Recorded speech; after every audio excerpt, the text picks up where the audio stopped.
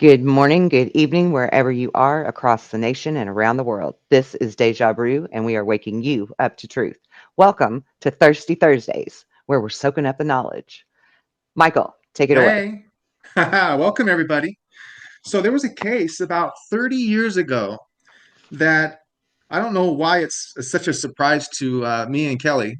And we were kind of wondering, where this thing has been hiding because it's got all the cliche uh, things about it that are just like, where have you been my whole life? This this Yep. is this is this happened in December of 1965, and it's called the Kecksburg, Pennsylvania incident. And I'm going to read you real quick the article just to give us uh, a quick little glimpse here. It says, in December 1965, a small town of Kecksburg, Pennsylvania, became the center of a mystery that continues to intrigue UFO enthusiasts and skeptics alike. Witnesses reported seeing a fiery object streaking through the sky before crashing into a wooded area near the town.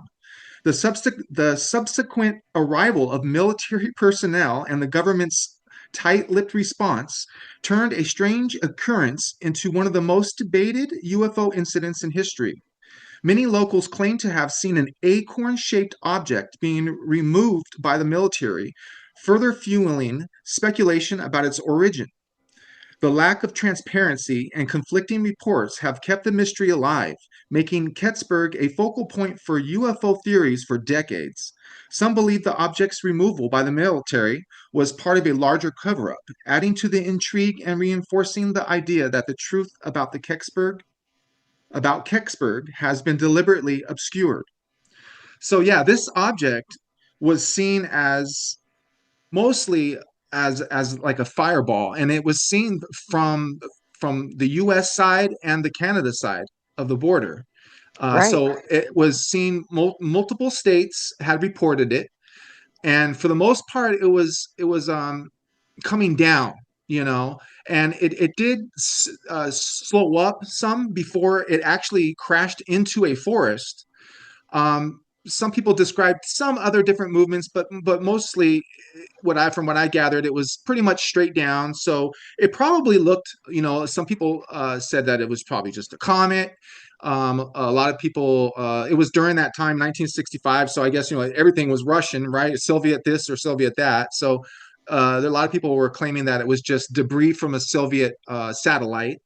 Hmm. Um, so it has a little bit of both sides of the aspect of where is this ET craft, or is this, back engineered, World War II, Cold War projects, Germany. It's got a little bit of the Bell feel to it because of the whole Yeah, acorn shape. So it's a really interesting case that apparently was even on Unsolved Mysteries back in the day. And I believe you caught that one, right? You caught some information on that from that. I couldn't find it. I did. I did. And actually, I just want to add too, while you're speaking of the possibility that it was the Russian acorn shaped UFO that they had. Um, Leslie King, who's a great author on UFO stuff, she actually, I found some information where she did some research on this, and she talked to people at NASA and somewhere else. I have it in my notes somewhere that said that the Russian cosmonaut spacecraft, whatever you call it, actually did come down, but it came down 13 hours before the Kecksburg incident took place. So it rules that out. Hmm. Okay. And I don't know if you remember, but when you and I were first talking about this, and I was like, I can't believe neither one of us have ever heard of this. I actually thought it was maybe ours or human anyway. But now after doing the research, I'm convinced that it was otherworldly. Well, that shape really rings a bell. I like the shape. Pun I intended. really it sits right with me. It's got a real strong aerodynamic. When they describe and when you look at the pictures of this acorn, I mean, it's basically, everyone knows the shape of an acorn. Hmm. It basically does have that shape, and it does Yeah. have that atmospheric re-entry kind of feel to it when you look at it. And so it does kind of make you wonder if it's something that was reverse engineered. It was some of the technology that we gathered. Yeah. Um, it just kind of makes you wonder. But then when you look at the symbolism that they had found on the side of this craft, it makes you start thinking a different way. It makes Yeah, you it start does. feeling a different way too. It really does. And we're going to touch on that later, more in depth because I've got some mind blowing information on that. Yeah. Um, but yeah, it does give you this sort of, I don't know, that vibe that it could be something that we reverse engineered. I mean, we know that Germany had a bell shaped craft, right? That Hmm. was powered by Mercury and a gyroscope type thing. Then Russia had their own, right? So why not the United States be trying one out too? But for it to have been seen across 9 different states, and then in the moment where it's about to quote unquote crash land, Yeah. several witnesses say that it looked to intelligently do a figure eight before going down into those woods. So, I mean, clearly something hella intelligent was directing this thing because I'm sorry, but I just don't think in 1965 any of us were qualified to be flying something that's on fire and about to crash and manage to do a figure eight with it. Plus, it was going at enormous speeds at times too. Right. That's in my notes too. At Yeah. one point, it was going slower than this speed I'm getting ready to quote. Um, it had already been seen in like Canada, Ontario area, Michigan, a couple of places like that. Excuse me. And then the police officers that looked at it said that it had to have been going at approximately 24 miles per second. Yeah. 24 miles per second. So it increased its speed and then it slowed its speed again. So, I mean, it really makes you wonder. Well, I didn't. This is the first time I've actually heard of the figure eight. I did hear that Oh, it really? intelligently slowed up. Hmm. So, and that's the thing for me, like especially these days, with all the stuff in space and all the satellite junk and stuff that's up there. I just Right. recently did a sky watch, and I had to be really patient with half the crew that made it to the top of the mountain that night because half of us were experiencers, and then the other half were people that really wanted to experience something. So some things will trigger us experiencers sometimes, like mylar balloons will throw me off for a loop for a few seconds, or things like that, or a drone for a moment. Right. But it's just things to keep an eye on. So like a lot of times when we Mhm. see a light in the sky, especially like at this function that I had, the Skywatch, we're going to see some satellites, and it's going to remain a satellite until Yep. it does something like make a figure eight. So Hmm. it's like I don't discourage people from a lot of people call satellites UFOs, and it's just frustrating because they're just quick to pull the trigger. This is 1965, and there was a lot less space junk out there, and we had infrared military grade goggles, you know, so we're going to be seeing every little thing, and we all know that there's been hundreds and hundreds of satellites that have been shot off at the same time. We know Right. about Starlink. We know what they initially look Hmm. like when they first are launched. That blew me away the first time I seen that on my own before I researched, like, oh my gosh, okay, I didn't realize that they all stay really close together for a while and slowly dissipate further and further apart as they move on. But for people, that really get excited, and I get it. You really want, it's almost like this, like you're a drug addict, you're looking for that next experience, Right? That next fix. or some people are looking for that first fix too. So Yeah, that's true. and so I get frustrated pretty easily, but it's good to keep an eye on those satellites because they're a satellite until they start shooting off, in different directions or make a Yeah, figure eight, like you said. So that's something there for sure. absolutely. Yeah, absolutely. And I also found it very interesting that there were many states that reported that as it went across their areas, in some places it was causing the grass to catch on fire. As it was So coming down, or across other states before oh, it okay, got to Pennsylvania. So, heck, like, was shit flying off of it on right, fire? yeah, there you You go. know, Oh, yeah. what in the world? Right? And just another interesting side note that I stumbled upon, this is just a year and a half after, um, or maybe roughly 2 years after JFK passed away. And Lyndon B. Johnson was actually our president then. Okay. Okay. And when this happened, he called an emergency meeting with the Pentagon. Oh, So that tells me also that it probably wasn't us, ours, yeah, because why else would we do that? You know, right, they would have been in the know and they would have let him know right away yeah. if this was ours and it went down. Even that news itself sounds like something that should have been hushed. Even that, if you're going to be hushing, information about this, just the American people knowing that the president is inquiring about it Hmm. shows a little bit of weakness, or Yeah. or a little vulnerability there, Yeah. because our leader is looking into this obviously as something that could be threatening our Right. defense. Yeah, Right. Which if is anything, if you're quiet, that kind of speaks in volume itself because it's like, oh, that could be theirs. That's respect. right. Wow. And that's the thing that Leslie King actually uncovered, was that when we realized it's not ours, and then we realized it's not Russia's or Germany's either, they decided to put the lid on it. Lyndon B. Johnson said, shut this down, shut everybody up that knows anything about it, because we cannot let the American public know that there's something out there that we can't defend against. We can't let anybody in the world know that we are defenseless to whatever this is.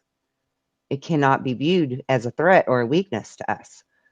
Yeah, So it's he ordered found. it shut down, and many of those witnesses said that the men in black or that blue berets would point weapons at them and tell Mhm. them to go away. You didn't see anything and don't talk about this. Yes. And even that man that did that was the radio host. He was putting together a documentary about the Kecksburg event just shortly after it happened, with many, many people that had been there and seen it in person. It was like a documentary style radio program he was going to do. And he was visited by two men in black at like 11 o'clock at night, the night before he was to air this program. And then when he got on the air to tell the program, he suddenly abruptly changed the whole narrative of it. But he started it out by saying, nobody from the police department or the federal government has come to talk to me. I am merely changing my story because some of the witnesses don't feel comfortable coming forward at this point. Mm, But his yes. wife says different. His wife says the men in black scared him and threatened him. So that's a pretty big telling thing, too. If the men in black are getting involved, which they have often, I feel like that's because this has to be kept a secret so that people don't know that our military is not superior to this. I Yeah, there think was that's guns. been a big reason for the cover up. Yeah, when there's guns involved, I mean, that's a whole nother story. That's serious. Yeah. And from what I gathered, the military wasn't the first on the scene. No. There was people that heading that way. Like you said, this object was seen from Hmm. state to state to state to state. Yep. And Multiple witnesses were there immediately. Um, Fire and police were there immediately. And there's even a volunteer fireman that was there who testified and then even went on the Montel Williams show, throwback from the 80s, right? Yeah. He was on the Montel Williams show saying that this is a government cover up and that he was there and they told him to step away and to shut up and not say anything about what he saw as soon as the military showed up. And there was like 3 branches of military plus men in civilian clothes and long trench coats that were like calling the shots. And then they had a truck driver come in to haul it out. And the truck driver also, I found his testimony because I'm telling you that video that I watched, that last one, that guy that did that video, he really did his research. He found people that nobody else thought to locate and get their testimonies. So he did a hell of a job. And if you don't mind, I'm going to cut to that video and just show them the portion where it talks about the wreck itself. Okay. Because this would be a good place to actually do that. Yeah, because I think we're talking bodies too, you know? Yes, we are. Yes, we are.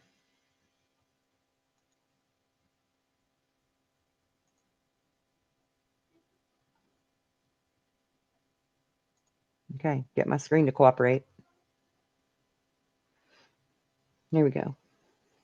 Occupants in military custody, Stringfield stated he had been made aware from other military forces of a rapid reaction special forces unit named Blue Berets who can, quote, operate secretly and effectively by using diversionary tactics to prevent public interference, end quote. This unit was housed at certain military bases as rapid reaction units in a constant state of ready to address downed or crashed UFOs. Stringfield even stated to have met a former member of the elite Blue Berets when visiting the University of Dade City, Florida for a lecture, quote, we talked about the elite force, its makeup and functions, and some of his experiences in Vietnam behind enemy lines. Although he had never participated in a UFO crash retrieval, he was aware that one of his fellow members had the experience. Details were scanty, but Cam recalls that his friend referred to his participation in the recovery of a quote-unquote big head from an alien craft, end quote. In UFO Crash Retrieval Status Report 4 Fatal Encounters at Fort Dix McGuire, Stringfield met with a man named Jeff Morse, who claimed to be a former Blue Beret. Morse would tell Stringfield in 1985 to 1987 about an incident at Fort McGuire Air Force Base in which a non-human entity was shot to death by US forces. Quite a bit to discuss about the Blue Berets, so maybe we will save that for another video. But I do want to mention Air Force Blue Berets were made famous with the creation of the USAF 1041st Security Police Squadron, which operated during 1965 to 1967. The 1041st and their Blue Berets were implemented in Operation Safe Side, in which the Air Force deployed a highly trained unit of combat security police known as Active Defense to repel raids on air bases in Vietnam. But the origins of USAF personnel in blue fatigues and blue berets can be traced back to 1956 with the creation of the Strategic Air Command Elite Guard under General Curtis LeMay, who I've spoken about many times. The SAC Elite Guards operated as air police from 1956 to 1966 within the time of our Kecksburg case, serving as part of the U.S. Air Force and U.S. Department of Defense. The Blue Beret SAC Elite Guard were tasked with providing security at headquarters of Strategic Air Command of the U.S. Air Force. One such SAC base is Lockbourne Air Force Base in Columbus, Ohio. Remember the mention of this base as we will later discuss a witness who claimed to have briefly guarded the crashed UAP from Kecksburg at Lockbourne AFB. Let's get back to Kecksburg and analyze the events around the time of an object crashing in the woods. With news media starting to swirl about stories of a fireball crashing in the area, local news director John Murphy out of WHJB Greensburg, Pennsylvania received a call from a startled mother who claimed she and her children had observed a fiery object fall into the woods where a cloud of blue smoke began rising after impact. After listening to many such calls through the past years, it's fairly easy to tell by the tone in a person's whether they believe what they're saying or whether it's a prank call. This woman to me sounded like she believed and was sincere over what she was saying. This was the first piece of actual evidence we had in the early evening. Up until now, it was lights in the sky and things that could not be checked out. Now we had something physical. We had an object on the ground. Murphy, a key player in this story moving forward, arrived to the woods and investigated the scene for some time before Carl Metz, a state police fire marshal, and another investigator arrived to the scene. The two investigators entered the woods and upon returning and being questioned by Murphy, told Murphy, quote, "You better get your information from the Army," end quote. Murphy would then arrive to the state police barracks in Greensburg for more information. where he observed Army and Air Force men swarming the location. I asked, did you find anything down there? He looked puzzled for a second and said, I'm not sure. Then I said, well, let me ask my question a different way. After you made your report to the captain, do you think you or the captain perhaps may have something to tell me? Though Murphy had covered hard news for decades, he wasn't prepared for the state trooper's response. He said, you better get your information from the Army. This was the first time anyone had made any mention of the military. To refer me to the Army led me to believe that perhaps there was something in the woods at that time that showed some significance of military value. Murphy would interview many town residents about what they saw and experienced in Kecksburg the evening of December 9th, and excitedly pieced together a radio documentary titled Object in the Woods. Curiously, Murphy's wife and other WHJB employees would state Murphy was approached by men at the station, leading to a radical alteration of his program. Murphy would broadcast a heavily censored version of his documentary, starting the event with an odd disclaimer. This station has not been contacted by any official agency of the state, federal, or local government. We have received very good cooperation with the state police and with the military, and we were able to receive all the information we wanted this past week. We have not had any political or otherwise influence put on us concerning this program whatsoever. And state that many witnesses whose testimony... Now, isn't that strange? It really felt like I was watching the Rendlesham Forest incident, you know? Right? Because of the heavy military presence? Yeah. Yeah. And another interesting thing is that the closest military base to Kecksburg is 45 miles away. You know, what I was thinking too about the whole figure eight thing that was described. When I was in the Navy, we went underway from Hawaii to San Francisco, and it took us about 9 days to get there. It took us a long time. Why? Because we were doing a lot of torpedo runs, simulating being shot by torpedoes. And when you're shot by a torpedo, what you do is you do figure eights on the ship. You know what I mean? So it's a defensive strategy. And it's just Okay. it's if you see a ship up in the sky doing a figure eight, you know, maybe it's not just showing off or something. It also could be some kind of military thing. So it's just had me kind of thinking about that. Like, was this That's thing shot at? interesting. Was this thing shot at? You know what I mean? Right. And it still puts us on the fence, you know, of it being ours or an ET craft. hmm I agree until you get to the part where they actually broke through the thing finally after using a torch and a welding rods and diamond bits. They finally broke into it. And the truck driver, was it the truck driver? No, it was the man that was there with the bricks. They commissioned a bricklayer company, to come in with lead-proof bricks to build a structure around it, because they currently had it on like a platform with like a white parachute drape over top of it that was hanging from a crane until something can get built around it, a structure. But they wanted it to be lead-proof, where lead couldn't leach out of it or whatever, just in case. And it was some kind of bronze or gold, but they've never seen such a metal before. But the man that was there, they walked him inside just to show him how big the perimeter needed to be for the structure he was going to build.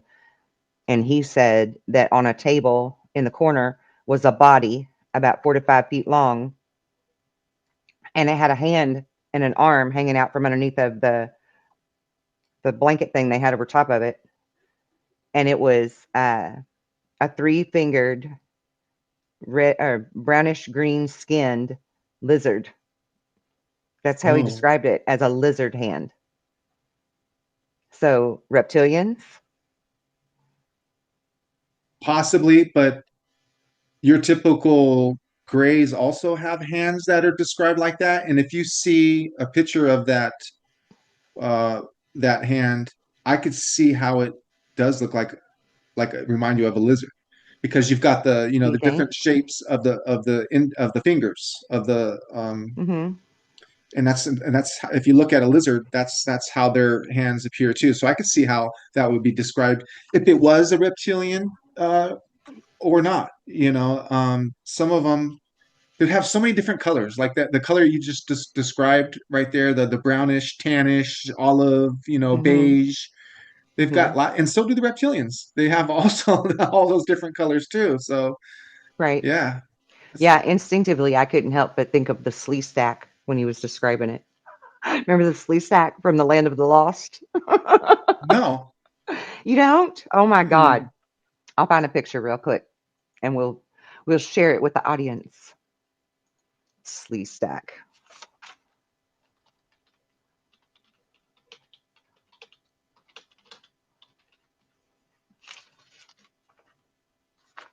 Here they are. Okay, let me do my share screen. I can't believe you don't remember them. They frightened me so much as a child. Hmm. These guys. Oh gosh, yeah. Remember now? Oh yeah. So B rated or maybe even C rated, right? But for whatever reason, little girl me was absolutely terrified of Slee Stack. Yeah. Oh I gosh. would hide from them. All it took was that quick little image. I'm horrible with names, Yeah. but you give me a face, oh boy. Right. And Well, I mean, that one. I guess I remembered their name because I was so scared. Yeah. Okay, I want to cut to, I think this might be the portion where the firefighter is on Montel Williams. Oh, cool. Um,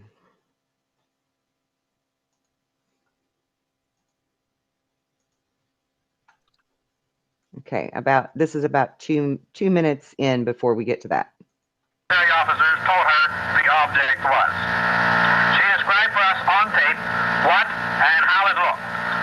Late this afternoon, she notified this radio station that she was afraid of getting into trouble and she did not want her description of the object used on the air. We received other calls early tonight from some other people. One person said that they was afraid of the state police, and another person said they did not want to get in trouble with the Army. Stan Gordon would even go so far as to state he had received notarized documents from station employees, claiming USG elements were confiscating news tapes of eyewitness accounts and were not allowing said accounts to be broadcasted.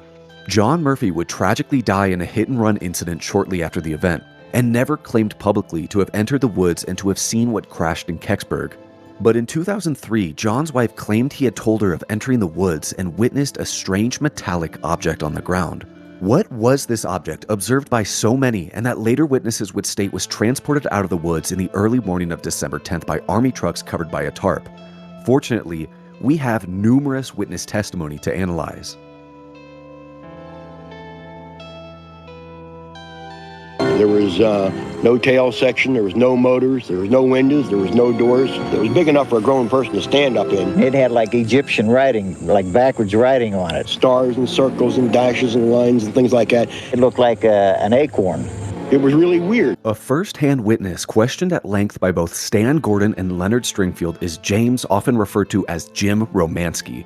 Romansky served as a volunteer fireman whose company was dispatched to Kecksburg to assist with the search of what was thought to be a downed aircraft. Romansky first approached Gordon in 1987 to tell his story. He had previously feared ridicule for years, but wanted to finally give his testimony. On the night of 1965, with the search teams combing the woods, Romansky heard via walkie-talkie the crash site had been discovered. Upon arriving to the scene, the firemen witnessed an object half buried in the ground. This object appeared to have descended into the forest at a 30-degree angle, breaking tree limbs before impacting the ground and leaving a 25-foot-long trench. There were no signs of fire in the area. I want you to describe what you saw when you arrived in this field where this supposed downed aircraft was. Well, first of all, we were in a field hunting for a downed aircraft, and the first rescue team already found it and radioed into the fire hall, gave the coordinates, and it was down in front of us, and we hightailed it out of our search area, went down into there.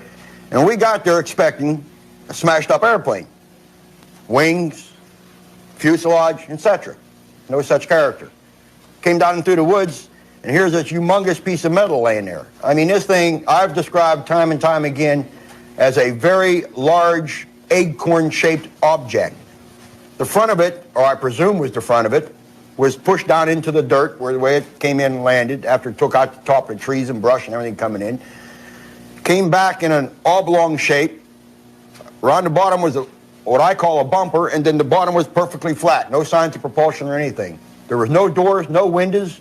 There was no ways of getting in this thing, at least none that I seen. There was no seams on it, no rivets, nothing. The only thing I seen was this bumper around it, and it had these real strange markings on it, which I've often referred to as similar to the ancient Egyptian hieroglyphics. So, as a volunteer fireman, we did what we were supposed to do. Find the crash site, do a preliminary investigation for survivors or treat anybody with it, which we didn't because there was none that we could see. There was no way of getting in this object. The object appeared to be a large metallic acorn or bell measuring 10 to 12 feet in length, 8 to 10 feet in diameter. The raised ring area measured about 8 to 10 inches wide. The wingless, seamless, and rivetless object was described as Romansky as a bronze off-gold color. As a seasoned machinist, Romansky stated the object almost looked like it had been made from a liquid metal mold, and told researcher Stan Gordon, quote, "Never in my life have I seen the color of that metal in any shape or form," end quote. The presence of the described hieroglyphic writing has been a point of contention for the Kecksburg case, with some believing the object to be a Soviet space capsule and the writing to be Russian Cyrillic. Romansky described the writing as, quote, "characters of broken and straight lines, dots, rectangles, and circles," end quote. Romansky would even explicitly state to Leonard Stringfield he was familiar with the Russian language and the markings he observed were not Russian. My dad is Okay, I'm going to pause it right there. And I want to show you the photographs that witnesses shared. Okay, so can you see that? Yes. That is the writing that they saw on the rim of it. And now this is another person, a totally separate person's account of the writing on this craft. Wow. Okay. Now, as I was telling you earlier, I got to that part and I had to hit pause because I've seen that writing and I knew exactly where I had seen it. Between the years of 2009 and 2013, one of my daughters, he was then a 17-year-old teenager, in her meditation began channeling who she claimed was the Council of Nine. I had never heard of the Council of Nine. I was very new into the whole UFO field myself, had just joined MUFON, started being a field investigator because of my sightings and stuff like that. So I'm just like, okay, she's channeling the Council of Nine. That's cute. Whatever. Probably. Maybe not. We'll go with it. You know, I'm going to ridicule her. But I also didn't 100% believe her. For all I knew, she was just trying to fit in with mom. Right? Mm-hmm. However, she came to me one night, completely exhausted, late at night, with a stack of papers that I have here on this desk.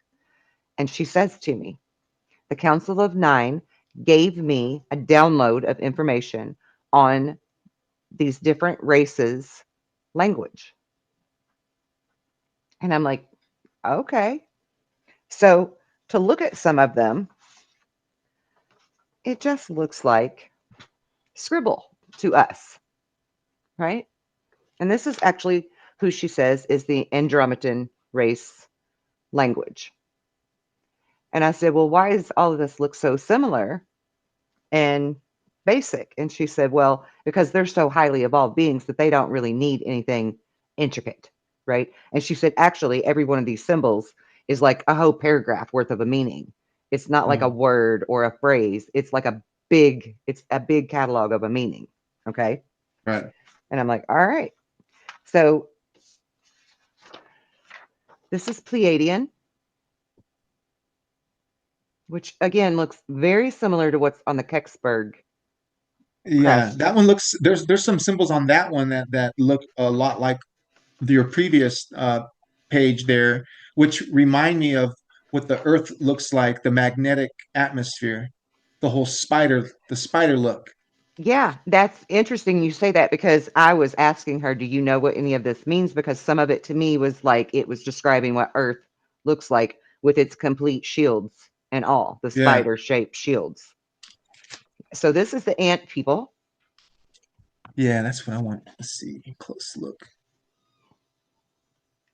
Can you see the Uh, whole thing? I can't my yeah, I'm I in do. front of my Yeah, camera. a lot of figure eights going Okay. on. A lot of you get math. You know, I get a lot of math too, which is interesting because they say Yeah, that's the language of the cosmos. right. It really is. It is the universal language. And if you'll notice that top line, several of those characters up there look just like the Kecksburg stuff. Oh yeah, absolutely. The ones that are Okay. squared away there. And then you have the reptilian, and some of theirs is very similar to those characters as well.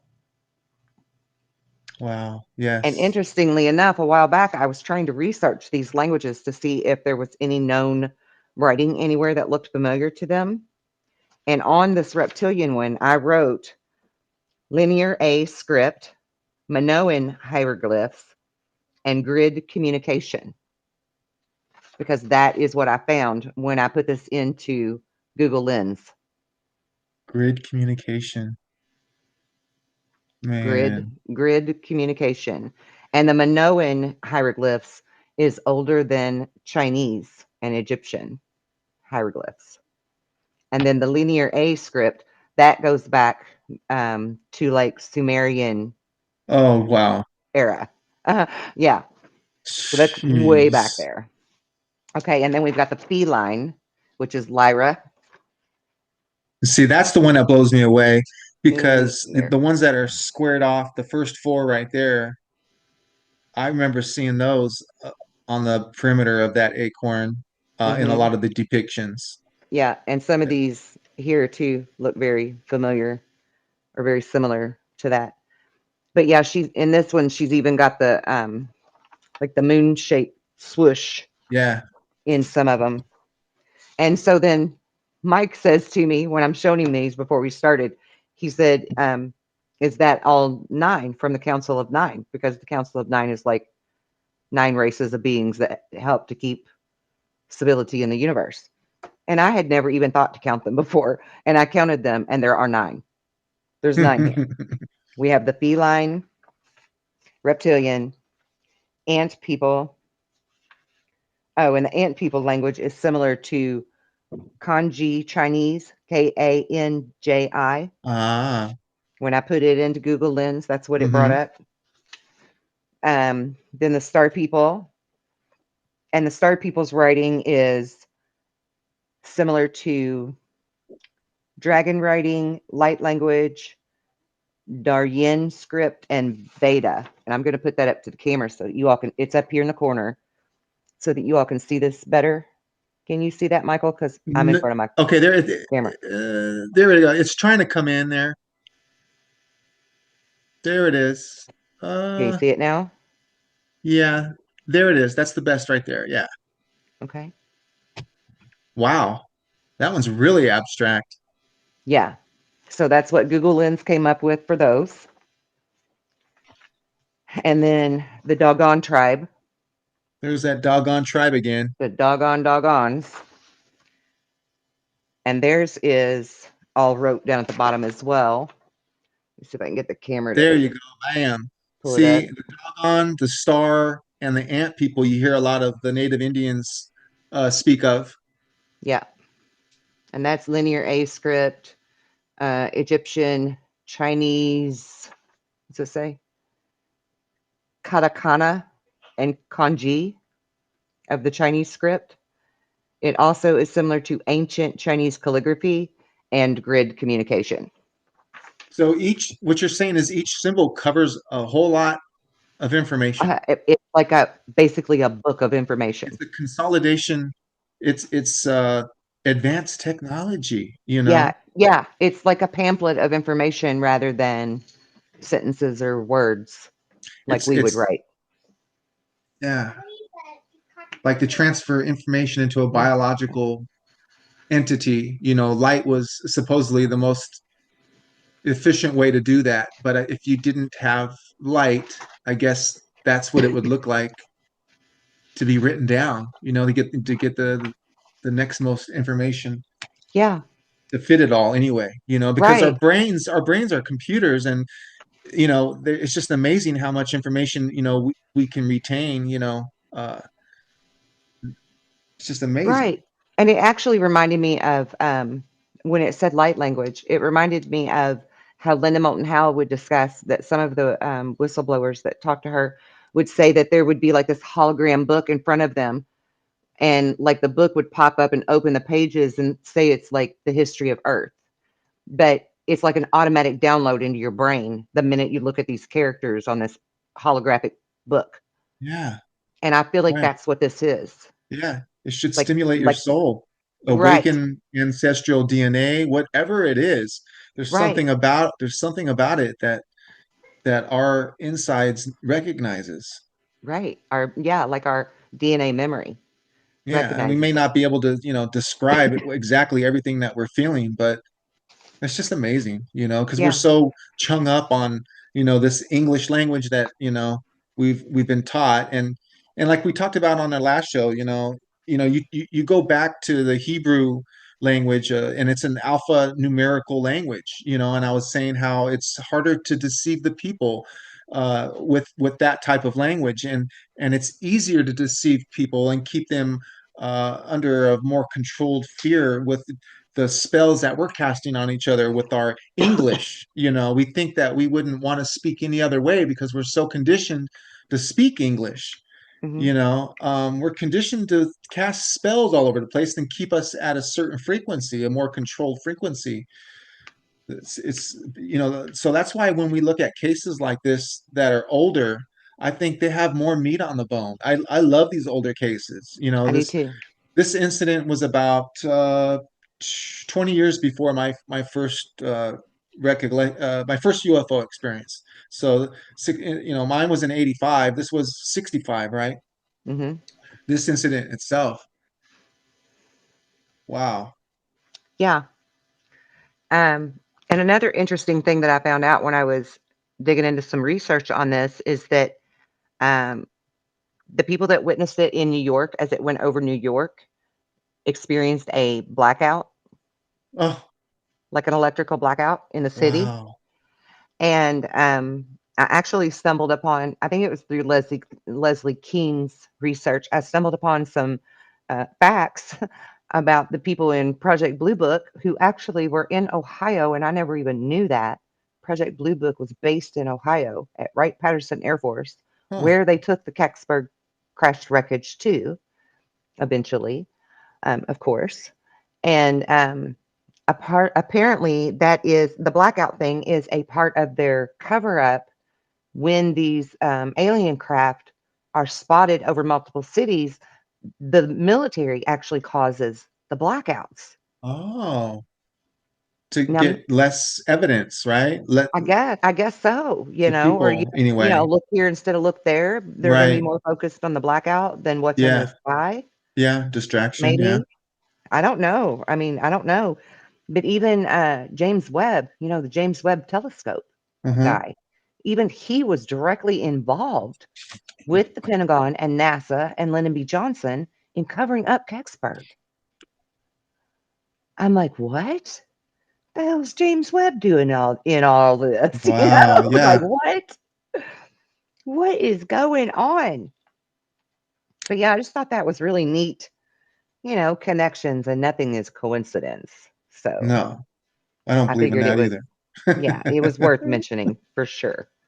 And Mm-hmm. then the blackouts, that's an interesting thing to me because we've had all kinds of things in the sky since what, last October, November, somewhere around there, right? Drones Mm-hmm. and different things, Right. orbs.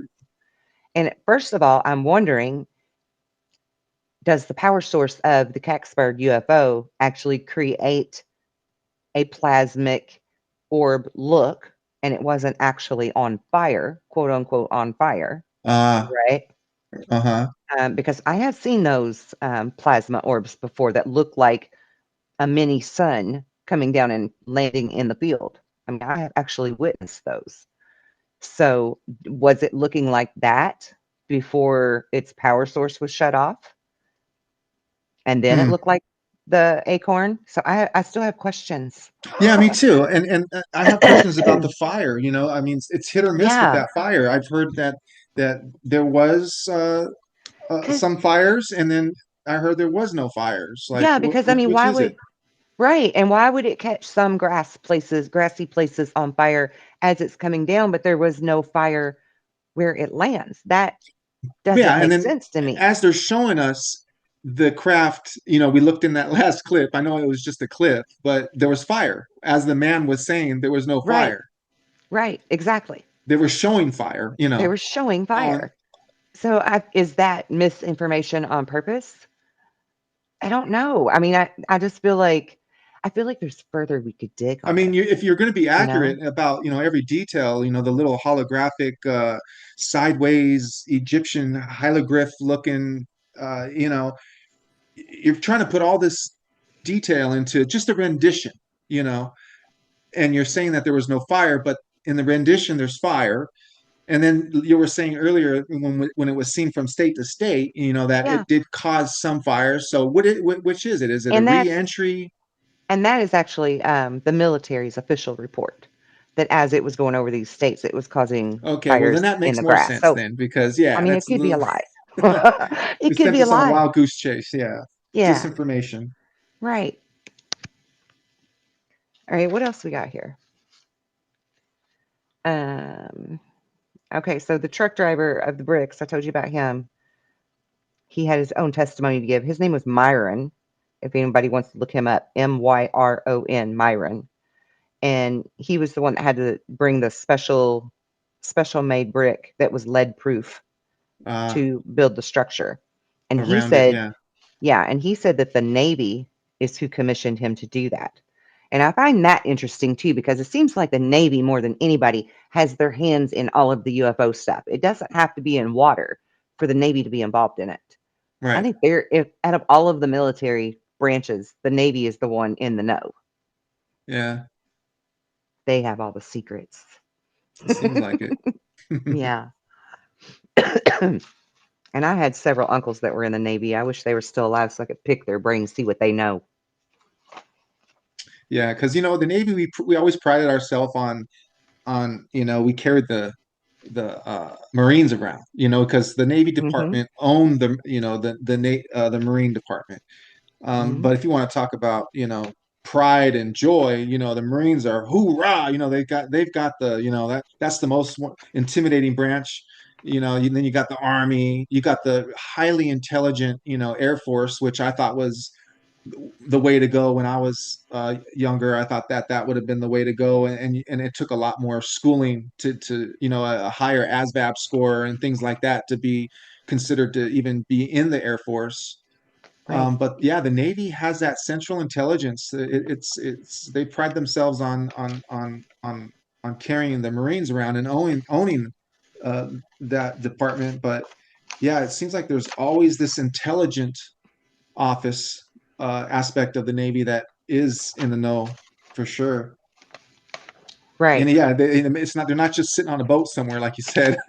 Yeah. Yeah, they got a whole lot more going on. They even have All their own air fleet, and oh I didn't yeah, know that until a few yeah, they years got ago. Airedales and Had no idea.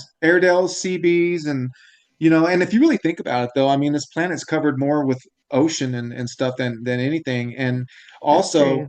these UFOs, they could be coming, a lot of them could be coming from the ocean. So, these USOs, there's a Yeah. lot more stuff, like they said, that we know less about our own ocean than we do, Mhm. anything. So, That's right. Um, I also wanted to mention that fellow that was the truck driver for the bricklayer guy, he said that Mumbo, when he saw the craft, that it was 14 feet by 12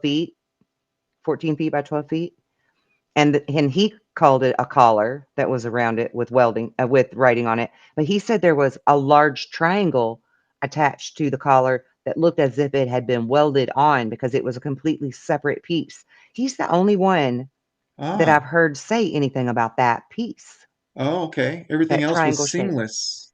So Yeah, I wonder if that's actually the way to open it, or right, to, because they right. they Could said be. that it was just seamless. It didn't seem like there was any way.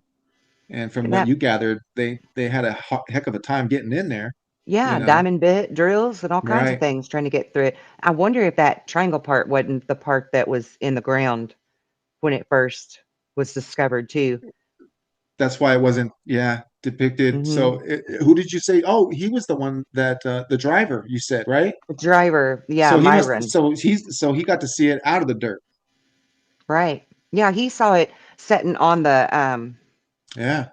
flats or whatever. What do you call those? They're like scaffolding crate Yeah. stuff, Right. right? It was Okay. setting on that, and then this big white parachute tarp was hanging by a big tall Crane or something. crane or something, right? Holding the top of it so that it could drape around it Oh, okay. until Scaffolding. Yeah. until Wow. until he could build the brick around it, right? Jeez. So that's pretty interesting. And like I think he actually went on record, like actual testimony for this. He's a really old man, but he's still alive. Oh. Yeah. So that was pretty impressive, I thought. Also, I wanted to mention that there were more than just this Kecksburg acorn shaped UFO that have been seen over the years. We have, let me find it. Louisiana had witnesses that saw this same type of craft in 1990 and said it had a green glow to it. In New Jersey, it was seen in the 80s with a pink and green glow to it. And then in New York City in the 70s, they saw an acorn shaped craft and they just said it was bronze or gold. It didn't have any other colors Okay. to it. So that's interesting. And then I found a statement from a NASA guy that said, we have triangles, saucers, tic tacs, eggs, and bells, but the eggs and the bells are the ones that are more often likely to crash. So And it was just a very blank statement like that. I was like, what? if you're going to describe something and go as far as to say it was an acorn shape, that's to me saying that it was pretty low. Yeah. Because if Yeah. it's once you reach a certain altitude and you're witnessing it from the ground, everything kind of looks spherical. Right. Especially an acorn, that's close to spherical unless it's a little bit closer, you know. Right. I agree. I agree 100%.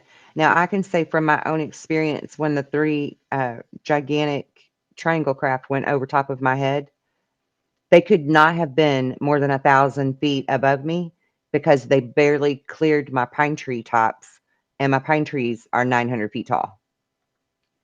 So that's extremely low, for a Yeah, craft that's in motion and it's not like on a crash course. right. That's extremely low. And they were so big they literally blocked out the whole sky as they went over top of me. It was pretty incredible. So I know that they can fly that low. That's not the only one I've ever seen that low either. It's just the only one that went directly over top of my head. So I do think that it's possible that they can fly low enough for people to get that kind of a visual on them. Uh-huh. Yeah. Absolutely. I'm still perplexed as to whether this is alien or ours. Right. But with so many different people saying that they witnessed a body laying there, that seriously makes me wonder, you know, is that part true? Did they really find a body and recover a body from it? Or is Yeah, that just especially part of misinformation to cover up it some right. secret theft we have? Yeah, could the So, hieroglyphs, the symbolism hieroglyph. written on could that be a disinformation as Yeah. well? They're trying to Yeah. disguise it as I don't think that is though. There's too many people that said they saw that. So I think that was really right. there. Like I believe it's written on there, but was it just Oh, I gotcha. part of disinformation, I gotcha. to make you not think it was any governmental or country in Yeah. particular? Yeah. Let's I just got what you're let's throw these hieroglyphs, the symbolism on here saying. Mm-hmm. Right. and talk about bodies, well, and What kind of bodies? Oh, reptilian, or the finger description and all that stuff. Well, you just got done telling us that it was seamless, and did it took this much effort to break through, so it doesn't sound like the egg cracked when it hit the ground. And how did Yeah, the it bodies, certainly didn't. are you But that there talking were no bodies on the ground. Nobody said there was bodies on the ground. They claimed of seeing the body inside the when they opened it? Okay. parachute thing, Okay, gotcha. right? Because one guy was witness to them trying to break in the damn thing and get it open, trying Okay. every which way but loose. And then the other guy was the bricklayer guy. And then the other guy was some truck driver dude that had to come to help move it while they finished the structure when they were doing like the roofing of the structure and stuff because they didn't want anybody inside of there with it. Yeah. So he had to come put it on his truck and move it over. And he said he saw a body in there too, laying on some kind of, like sawhorses and some boards or whatever. See, there was people dying too, that some of these witnesses died of Brain mysterious. cancer. Yeah. So, well, Yeah. okay. Being close to something. Mm-hmm. So, Yeah, there which were actually a lot Travis of Walton people. got majorly sick, because to Right. me, in my opinion, I don't think they were expecting Travis Walton to be standing there that I close, don't either. and I think they were fixing to leave. So the ship was under some kind of taking off energy, and Right. they weren't expecting that. So I think they had an obligation to fix him. Yeah, That's why to I take think him. his case was so Mm-hmm. unique, because he was gone so long. I think they really had to work on him because he had so much radiation, or they knew that he wasn't going to make it, and they just couldn't, you know, Yeah, they were like, poor bloke. Got right right. up underneath of us. Damn it. Now we got to take him and suck all this out of him. Yeah, I think so too. I think you're onto something there. Real quick before we close, I just wanted to mention that I stumbled upon some other projects that we've never heard of, or at least I've never heard of, other than Project Blue Book, when I was snooping around into what all Wright Patterson might have going on over there. Hmm. So there's one that's literally called UFO Project. I'm not kidding you. Project UFO. There's one called Project Blue Fly, like a fly on the wall. Okay. And there's another one that's called Project Moondust, Hmm. all of which are very compartmentalized secret government programs that never have seen the light of day. And you would think by now, with all of the whistleblowers and researchers and everything that's out there, somebody would have brought those words to our attention. And I've never Yeah. heard them. I have Well, I never wrote heard them of them. down. Yeah, because that's something fun to dig into some more and see Yeah. what else we can find. Do you have anything final that you want to say before we close? And then I'm going to leave the audience with a couple of questions. Um, all the shapes and sizes of these UFOs. There's something, like I told you, that really stood strong with me with this whole acorn shape. There's something that stands strong with me with the whole tic tac shape. Even though I believe that is something that we may have made ourselves. For some reason, the triangles don't really turn me on too much. But I'm telling you, the classic saucer, though, that's the one that hits home. That's the one I have the close up experience with. That saucer Mm-hmm. shape was something that was probably maybe 250 feet above the nearest telephone pole, um, for me in 1985. Um, and the first sight of this craft itself, I was directly beneath it, looking straight up, and it took up, like you were describing, um, it took up the whole sky. Basically, I don't recall. I remember when I was talking to MUFON and reporting it the first time, which I was very nervous. Oh, But God, me they too. were asking me, do I recall seeing stars in the sky at the same time that I'm standing directly beneath the UFO, looking up at the belly of this craft? And that I thought that was such a good question. And no, guess what? I don't recall seeing any stars. I don't recall seeing any sky. This Mm-hmm. craft took up my whole line of view, and I'm telling you, it was pretty darn low. So it was up close and personal. But Yeah. just these shapes. And then in 2022, my wife and I, when we seen this football shaped craft that wasn't very sharp on the edges, it was like a football, Mhm. almost egg shaped itself, as you hear a lot of popular shapes going on these days. Mhm. But Lately, yeah. yeah. And then on the outside of this football shape was a ring, just a straight ring, where I come in with the whole wheel within the wheel, Ezekiel's Mhm. vision of God. What was it, a craft that he's seen? I don't know. Right. But in my experience, I have a vision soon after a UFO experience of a wheel within the wheel, and then much later down the road in my life, I actually see a physical craft that has half the aspects of this biblically accurate angel, the Ophanim, the wheel within the wheel. Um, Yeah. it's just amazing, just like us, they come in a lot of shapes and forms, and colors and whatnot. It's just amazing to me, all the different shapes and stuff. That's my all I have for Yeah. clothes. I agree. I mean, I think it's really interesting. I watch this dude on YouTube a lot called Casper Sight. He is amazing. I love his stuff. He's funny and he finds a lot of great UFO stuff and spooky stuff that he does. Right. Mhm. Um, but he has this chart of all these different shapes of alien craft that people have reported from around the world. And there's like at least 30 different kind of saucer type craft, right? Because you've got the Billy Meyer Pleiadian type craft. Then you've got the more, the flatter top kind, all these Streamline, different yeah. shapes. Mhm. Yeah, and it's so fascinating to me, all of these different shapes, right? So I'm with you on the shapes being a very interesting thing. Um, in closing, first, of course, I hope that you enjoyed watching our podcast on this and found it of interest. And I would like to know, what does your gut say actually happened in Kecksburg, Pennsylvania? I want to hear your comments. And I want to know, what was your favorite parts of the discussion that we had tonight? Please put that in the comments as well. We love your feedback. We are going to continue to investigate UFOs and alien cases and see what fresh conclusions we can come up with from past events. Thank you for joining us, and we'll see you again soon for Thirsty Thursdays. Good night.